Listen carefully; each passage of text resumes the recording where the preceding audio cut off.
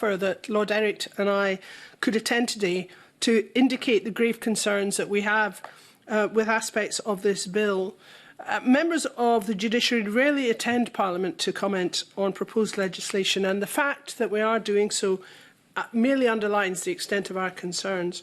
As you know, our principal concerns relate to the removal of the Lord President and the Court of Session as the ultimate regulators of the profession, and the constitutional threats to the independence of the judiciary and of the legal profession contained in some of the provisions. Whilst the SLCC, the Law Society, faculty and others handle complaints, the profession is ultimately regulated by the Lord President, who has responsibility for the education, training and admission of all regulated lawyers, as well as for the disciplinary processes which apply to them.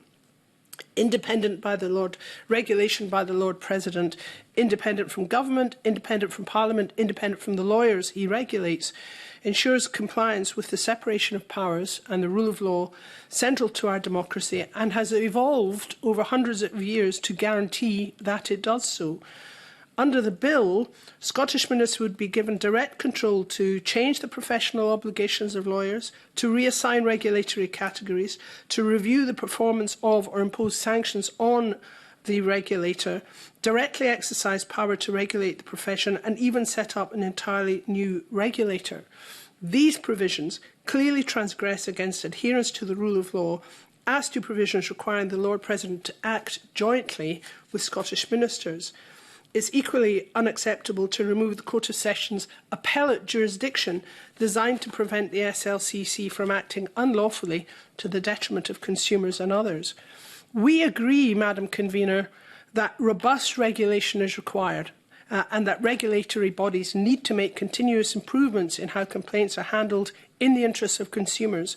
All that can be achieved without removing the role of the Lord President or introducing a role for government.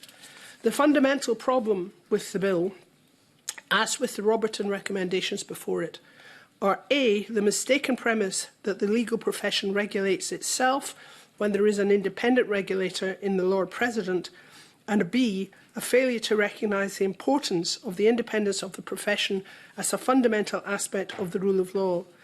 The senior judiciary voiced strong objections to the Robertson recommendations on grounds which echo directly our concerns with the present bill, namely that the proposals are constitutionally inept.